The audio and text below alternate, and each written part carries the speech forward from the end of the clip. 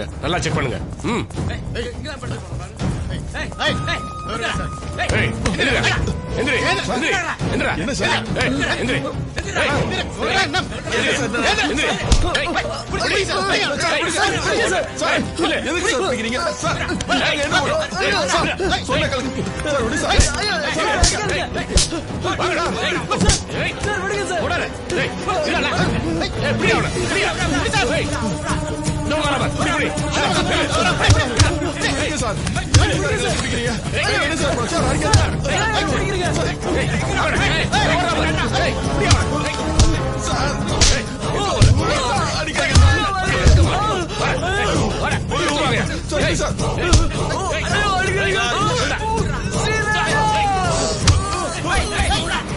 அந்த வினோதினி இப்ப எங்க இருக்காங்கன்னு தெரியுமா? படிச்ச காலேஜிலேயே ப்ரொஃபஸரா வேலை செய்யறாங்க. நீங்க அவங்கள பாக்குறதுண்டா? எப்பயாவது.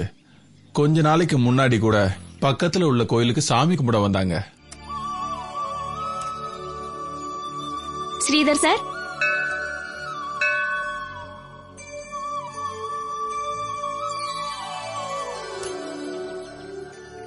என்ன தெரியலையா உங்களுக்கு? எனக்கு சரியா வினோதினி, உங்க பிரஸ்ல வேலை செஞ்சிட்டு இருந்தாரு கோபி. ஆனா என் கண்ணுல ஒல்லிய சிகப்பா இருந்த அந்த உருவம் தான் ஞாபகத்துல இருக்கு. ஆனா இப்ப ஆளே மாறி போயிடுச்சு. ரொம்ப நாள் ஆயிடுச்சுல. என்ன இந்த பக்கம்? நான் அடிக்கடி இந்த கோயிலுக்கு தான் வருவேன்.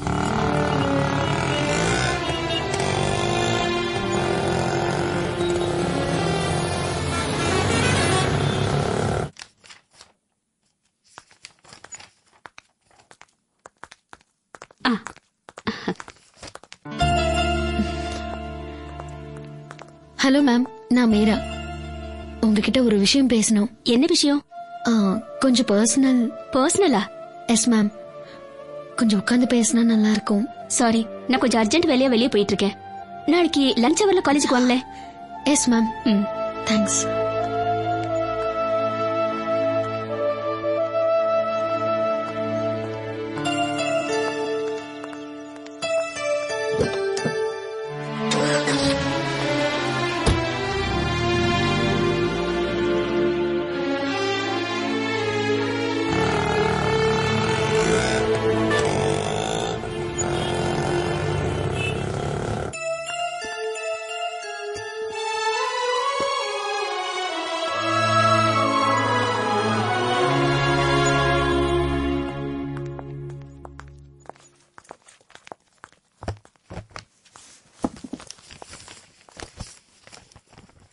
உங்ககிட்ட ஒரு விஷயம் கேட்கலாமா? கேளுங்க. நீங்க ஏன் இவ்வளவு நாளா கல்யாணம் பண்ணிக்காம இருக்கீங்க? இத தெரிஞ்சுக்கதான் நீங்க அவ்வளவு தூரத்துல நீங்க வந்தீங்களா? இதுக்கு நீங்க சொல்ல போற பதில் தான் ஜெயில இருக்கிற எங்க அப்பாவை வெளியே கொண்டு வரும். புரியலையே.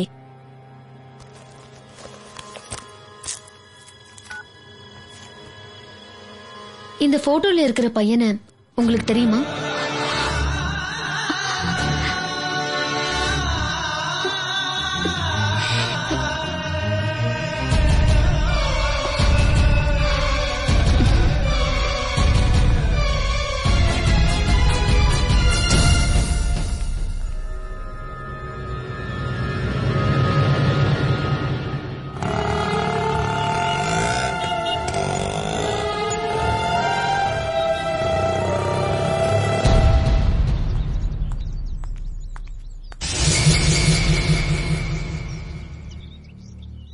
உன்கிட்ட பல முறை சொல்லிட்டேன், என் பின்னாடியே வந்து என்ன தொந்தரவு பண்ணாதேன்னு.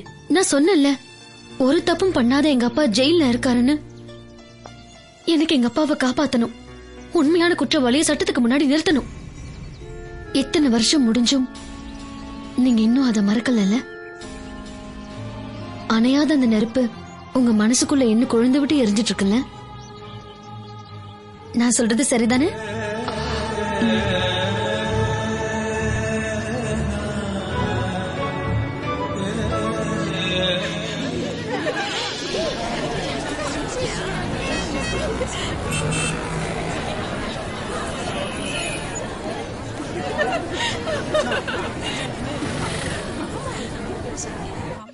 நேத்து எங்க போயிருந்தீங்க? பஸ் ஸ்டாண்ட்ல ரொம்ப நேரமா வெயிட் பண்ணிட்டு இருந்தேன். அம்மாவை ஹாஸ்பிட்டல் கூட்டிட்டு போயிருந்தேன். ஹாஸ்பிட்டலா? அம்மாக்கு என்னாச்சு? ஃபீவரா இருந்தது, அதான் டாக்டர் அங்கேயே அட்மிட் பண்ண சொல்லிட்டாரு. எந்த உதவியானாலும் தயங்காம என்கிட்ட கேளுங்க. ஓ, நீங்க தான் கௌரவம் பாக்குறாளாச்சே.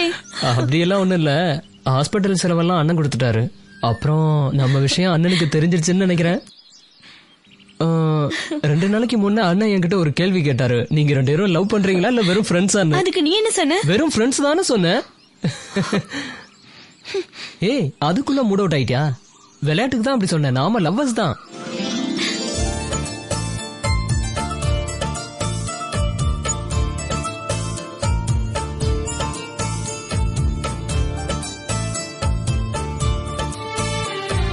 கண்ணும் கண்ணும் கவிதைகளா என் நெஞ்சின் உள்ளே நிலையாய் தீண்டும் குளிரலையாய் ஒன்றில் ஒன்று கதை படிப்போ. முல்லை மலர் காட்டுக்குள்ளே தென்றல் மேலே பாடும்போது அம்பல் அள்ளிக்கரையில் நான் புள்ளி மானாய் மாறும்போது கண்ணும் கண்ணும் கவிதைகளா என் நெஞ்சின் உள்ளே நிலையாய் மீண்டும் குளிரலையாய் ஒன்றில் ஒன்று கதை படிப்போம்.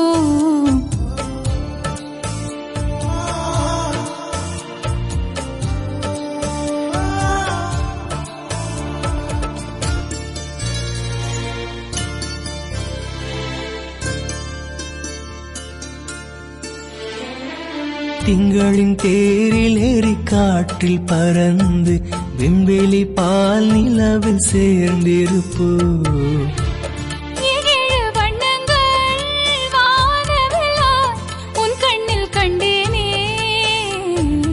என்றும் நாம் ஒன்றுதான், ஆனந்தம் வென்றுதான், கண்ணுக்குள் நின்றுதான் வாழலாம் இன்றுதான்.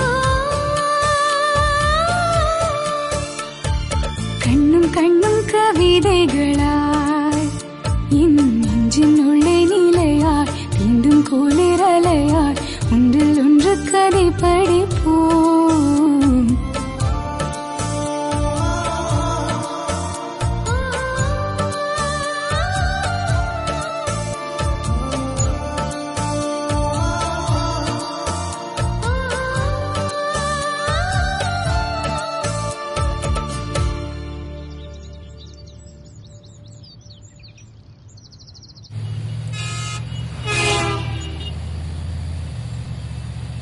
அந்த கோபியை பத்தி டீச்சர் சொன்ன விஷயங்கள்லாம் எனக்கு என்னமோ உண்மை மாதிரி தான் தோணுது. அப்ப மாமா சொன்னதுல உண்மை இல்லங்கிறியா? கோபிக்கு நக்சலைட்டோட தொடர்பு இருக்குன்னு மாமா சந்தேகப்பட்டதுக்கு வேற ஏதாவது காரணம் இருக்கலாம்ல? ஆனா கோபிக்கு எந்த தப்பான தொடர்பும் இருக்காதுன்னு ஸ்ரீதரன் சார் சொன்னாரே. கோபியோட கேரக்டர் பத்தி நமக்கு முழுசா தெரிஞ்சாதான் நாம ஃபர்தரா மூவ் பண்ண முடியும். இந்த கேஸ்ல மிஸ் ஆயிருக்கிற இன்னொரு கேரக்டரையும் நாம ட்ரேஸ் பண்ணி ஆகணும். அது யாரு? கான்ஸ்டபிள் நாராயணன்.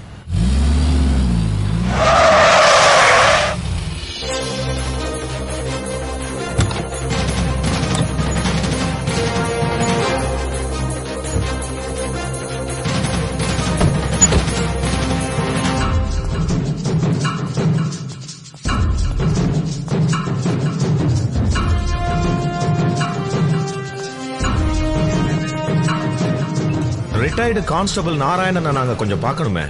நாராயணனா? அந்த பேர்ல இந்த கிளப்ல யாருமே இல்லையா? இந்த கிளப்பை நாங்க சர்ச் பண்ணணும். வாரண்ட் இருக்கா? இல்லனா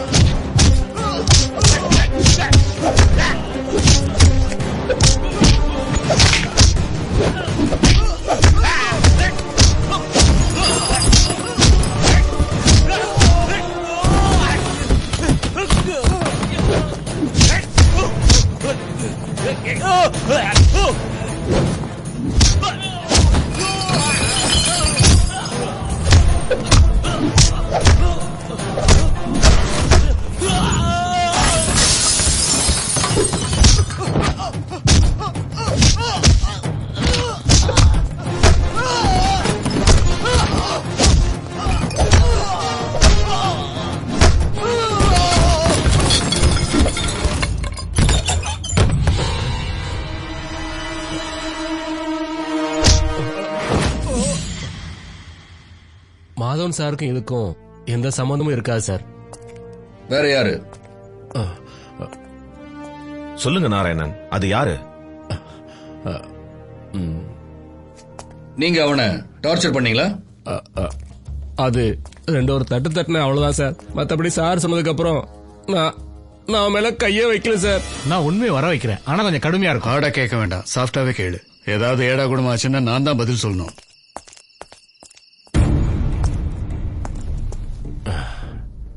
டேய் சொல்ற, யாருக்கா அதெல்லாம் பண்ண? யாருக்காக இல்ல. உண்மை சொல்றா. உண்மையதான் சொல்றேன். மறைக்காம சொல்லு, நீ யாருக்கா இதெல்லாம் பண்ணிட்டு இருக்க? தெரியாது. திரும்ப திரும்ப அதையே சொல்லிட்டு இருக்காத, மறைக்காம உண்மை சொல்லு. சொல்லுடானா? டேய் சொல்லிடு, சொல்லு. தெரியாது. சொல்லுடானா? அப்புறம் எப்படி அவன் செத்து போனான்? சத்தியமா எனக்கு தெரியாது சார். நடுவுல நான் கொஞ்சம் வெளில போயிட்டு திரும்பி வந்தப்ப இதுக்கு காரணம் நான் தானும் மாதவன் சார் ஒத்துக்க போறேன்னு சொன்னதை கேட்டு நாங்கெல்லாம் பயந்துட்டோம் சார். இத கேள்விப்பட்ட அப்ப இருந்த மந்திரி மாதவன் சார கெஸ்ட் ஹவுஸுக்கு வர சொன்னாரு.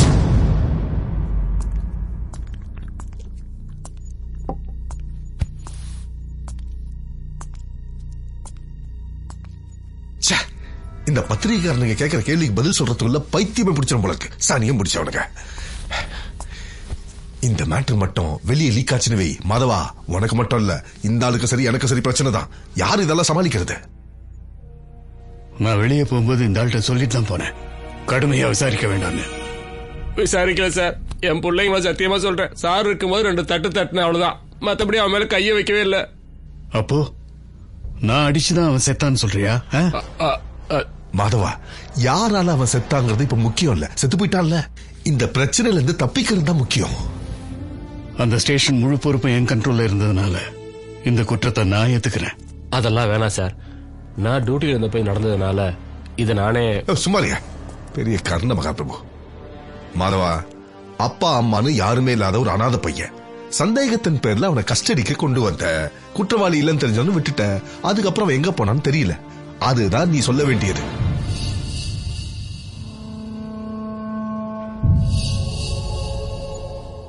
நீ எதை பத்தியும் யோசிக்காத. எல்லாரையும் தப்ப வைக்கிறதுக்கு தான் நான் இதை சொல்றேன். அவன் பாடியை எங்க டிஸ்போஸ் பண்ண கூட நான் பாத்துக்கிறேன்.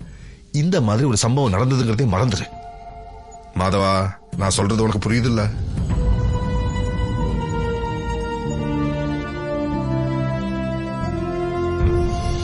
யாராவது உங்களை பயமுறுத்தினாங்களா? இல்ல வேற யாருக்காவது நீங்க பயப்படுறீங்களா? எதுக்காக இங்க வந்து இந்த கிளப்ல ஒளிஞ்சிருக்கீங்க?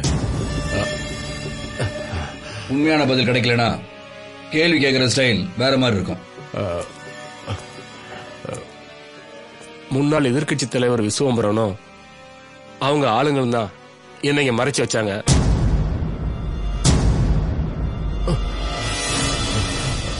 எனக்கு ஒரே ஒரு விஷயம் மட்டும் தான் என்ன புரியல. உண்மையான குற்றவாளி வெளியில இருக்கும்போது உங்க மாமா எதுக்காக ஜெயில இருக்கணும்?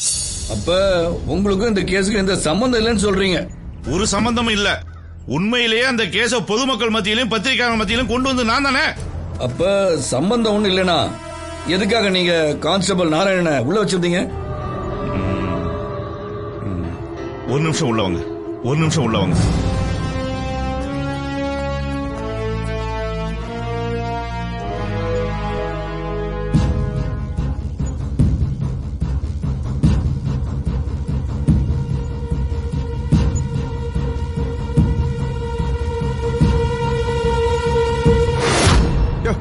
எலெக்ஷன்